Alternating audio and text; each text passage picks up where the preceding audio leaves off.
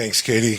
Good afternoon, everyone, and thanks for coming out for this important announcement. 43-year-old Kyjuan Omar Braxton Trott-McLean remains wanted for the October 2nd murder of 31-year-old Brandon Wims.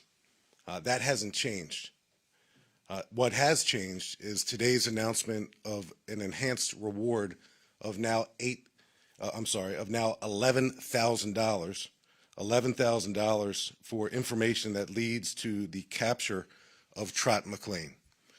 $5,000 of that $11,000 reward money is being contributed by ATF, Alcohol, Tobacco, and Firearms.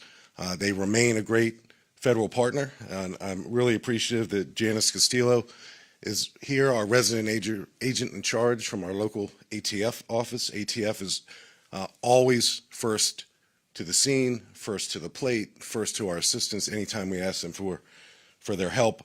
Another $5,000 of the $11,000 is being contributed by the Victims' Rights Foundation, founded in 1996, and you'll soon hear from William Gregory Wims, who founded the Victims' Rights Foundation in 1996, and now, so many years later, finds himself and the rest of the Wims family dealing with an unimaginable tragedy and circumstances.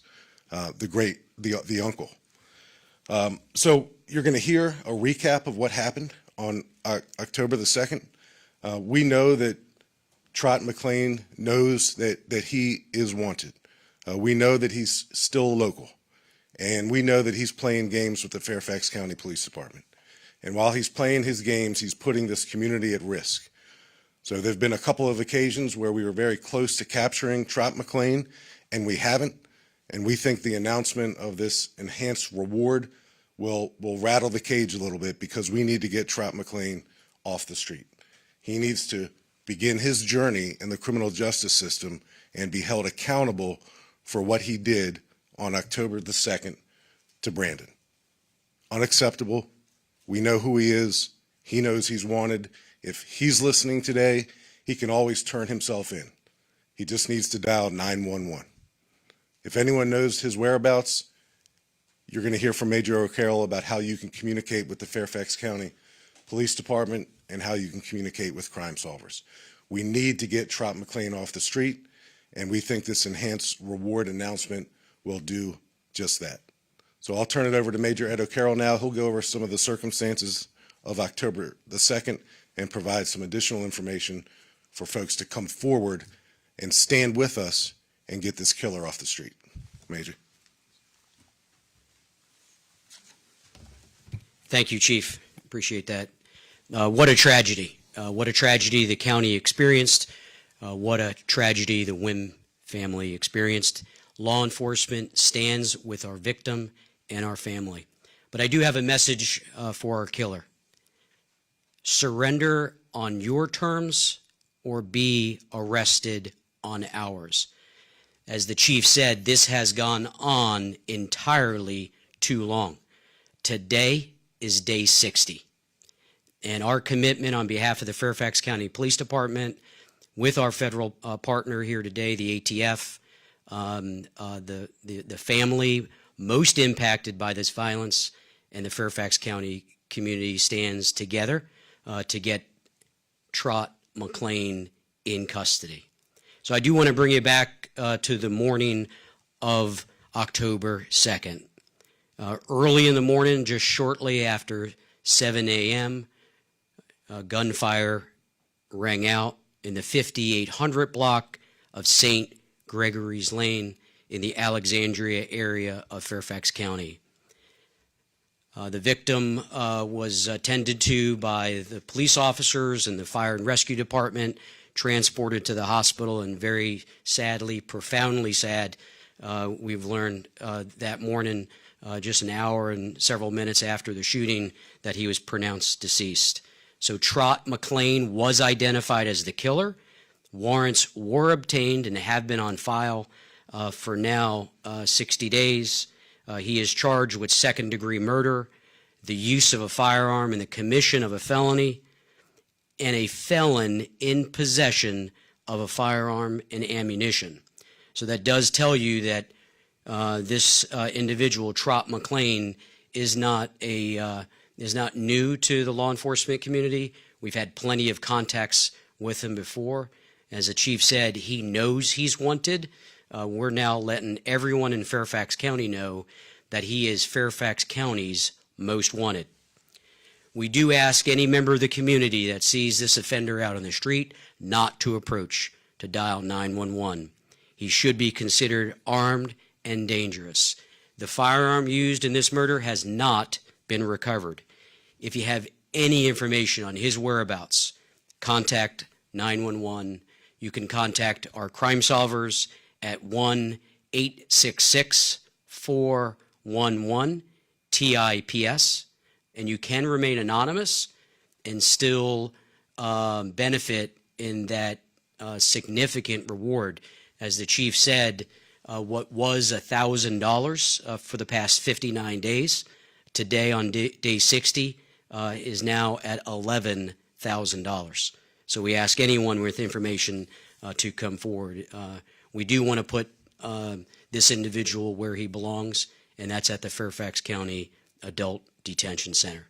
And with that, I'll turn it over to our very close partner on this case. Like the ATF has been on other cases, thank you for your support. Thank you, sir. Thank you, Chief. Good morning, everyone. My name is Janice Castillo, and I am the resident agent in charge for the ATF Falls Church Field Office. Today, I am here to pledge the full support of the ATF during this ongoing investigation. Tragically, Mr. Brandon Wims lost his life, and the lives of several other people were ultimately affected because of another act of senseless gun violence. The ATF mission is very clear. We combat violent crime, and we investigate the criminal use of firearms.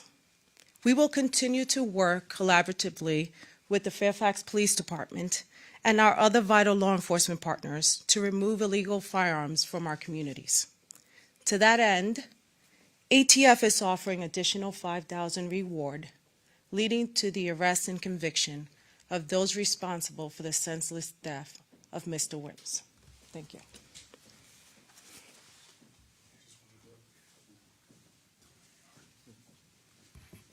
My name is Greg Wims, founder of Victims' Rights Foundation, which is 26 years old.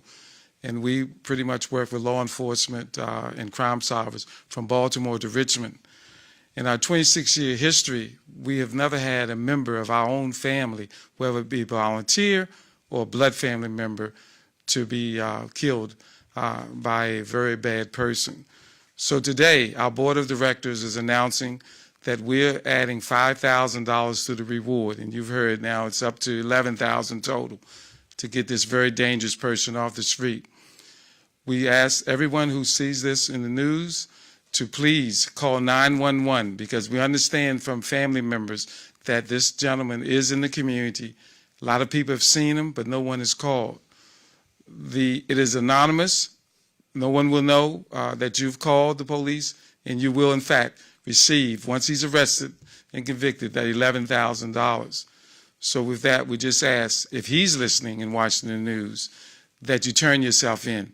As you just heard, you're Fairfax County's #1 suspect at this time. Thank you very much.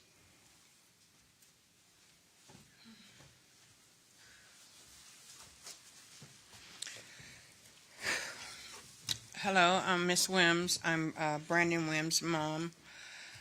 I'm here today to let you know that I am broken without my child. He was a good kid, a good son, a good uncle, a good friend, a good cousin. He was as good to anybody that he came across of, and he was not deserving of this vicious killing. He was not able to defend himself. The killer just came up on him and just shot him. He wasn't able to do anything but sit there and just take bullet after bullet after bullet. And no one deserves to die like that or be shot like that. I ask you to please, if anyone out there know anything, please, please call the police immediately. As we all know, we need the police at times, and we call 911. Now the police is asking for our help to capture this killer. So if anybody know anything, please call 911, because we never know. Someone else's family could be the next victim. Thank you. You know, I've thought about this thing for a minute, and you know, it's one of those situations where you feel like you want revenge, but who wants another mother to hurt like this? Who wants another family to go through this?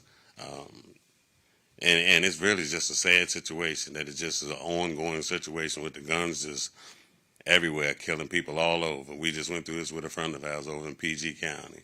Her son was shot in the back and in the back of the head 3 times. I mean, it's just like senseless. It's just crazy. It's like, when does it stop?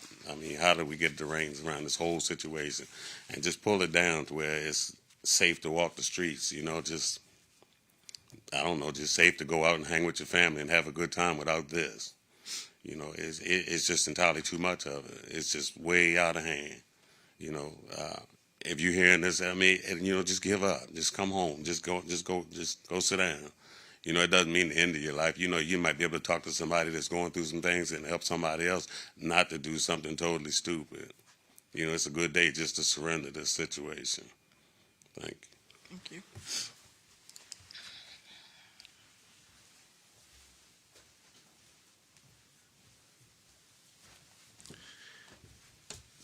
Thank you, Mrs. Wims. Any questions? Drew. Yes, Chief, thank you. Either for you or Major, it sounds like Mr. Trott might be getting a little bit of assistance from girlfriend, ex-girlfriend. Have you been able to interview her? Is she cooperating at all? Is she pulled into this in some way? Yeah, I'll let Major O'Carroll go into that, but we've certainly revealed enough to give the impression, which is an accurate assessment of what we're dealing with. It's gamesmanship on the killer's part, and we believe he may be given aid right now in his elusive efforts. And those folks, if we can identify criminal misconduct on anyone who is providing safe harbor for him, will be subject to criminal charges as well. So the Major can elaborate on that a little bit. But before he does, Casey Kirkland is at the far end of the podium, and she has remained our constant point of contact with the entire Wims family. And she works for our Victim Services Division. She's a victim specialist, and I just wanted to acknowledge her. And Casey, thank you for your work. Major, do you want to add to that? So Drew, 2 things I'll say is everything the chief said. But I'll also say that this character is married into a family, and that most of that family have been very supportive, cooperative, and informative, and I thank them publicly for that. If we find anyone that interferes with this arrest, the law will be on our side to hold them accountable. We're looking and listening. But I'll be candid to say that Trott-McLean called 911 over the past 60 days, and I and my staff have listened to that call. He knows he's wanted. He actually says that he's wanted for murder. So he has some responsibility to turn himself in. And we've been at several houses in the area attempting to look for him, and we've gotten a couple of calls, sightings. They just haven't been him. I know one thing over the past 60 days, our patrol officers and our SWAT team have been hot on his heels. What I and the chief and I think the rest of the people up here, we've all talked about is we don't want anyone else to get hurt. Again, that's why we are asking for his surrender, and if not, we'll find him and get him in cuffs. Can you speak to the nature of his 911 call?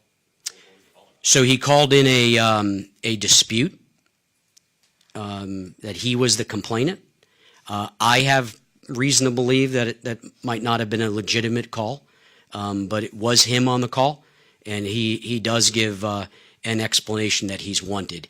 He wasn't there when we arrived at the said location, so we're looking into that circumstance with high scrutiny. Was that call on Sunday evening this past? It was not. Yep. Any other questions? I know a concern from community members that obviously you've mentioned the attempts to get him right. Some people on social media saying, is he hiding out in just random places, and that I might be concerned. He might be in my backyard. He might be in my home, and I'm not aware of that. Yeah. Any indication of that? So the immediate community is concerned, and I attended a community meeting on an unrelated topic, and this came up because the community knows that they've seen an increase in patrol officers and detectives, and like Major Carroll said, even our SWAT team has been involved. So we don't want this killer to harm or kill anyone else, and we need to get him in custody. So part of our message today to the community is not just the $11,000 enhanced reward, which is a significant enhancement to a reward, but it's just a message to everyone that we are not taking a knee on our full court press efforts to put this guy in cuffs. So as much as the community needs to hear that, I want to say that to them. So they're going to continue to see us in their community until we get this guy under arrest. So they've certainly seen an uptick in our presence. But again, the more time goes by, he's desperate. He's desperate. He's making phone calls to us. He's probably moving from night to night, from place to place. So desperate folks do dangerous things. So we want to save him from himself and protect the community and start his journey in the criminal justice system where he can be held accountable for this vicious killing. It seems by what you've been sharing with us that obviously he's still in the county. He's making calls. He's making himself known that you're looking for him. Is there at all concern that with upping this that he might escape to another jurisdiction and try to get out? I can't predict what actions he's going to take, but I think sometimes he's local, and we don't have any reason to believe that he's going to suddenly depart what's known to him probably his entire life. So we think he's going to remain local. We have some safeguards in place that will alert us if he makes travel plans that require some type of financial transaction, and we would be aware of that. But we think he's going to stay local until he gets caught. Anybody else? I do have one more. Sure. Any vehicle perhaps that might be associated to him that we could track down? Or? So the vehicle he used on October 2nd is evidence, will be evidence that goes to trial. So we don't have a vehicle he's in. As the chief said, we do think he's moving couch to couch, but we ask our community, check the bushes, check your neighborhood, and if you see him, don't hesitate. Call 911. Keep a distance. Don't try to interfere. No citizen arrests. Let law enforcement do the right thing. And the right thing is to get this warrant served, to get this case heard. And I've said this. Maybe I'll finish on this note. All defendants, even this character, has the presumption of innocence, and he'll have his day or days or weeks in court to explain his side of the story. This act of violence on October 2nd wasn't random. It was a targeted act of violence, and he has some explaining to do. Thank you for announcing our reward has been moved up to $11,000. We appreciate the work of our community and our media to get that word out. Thank you.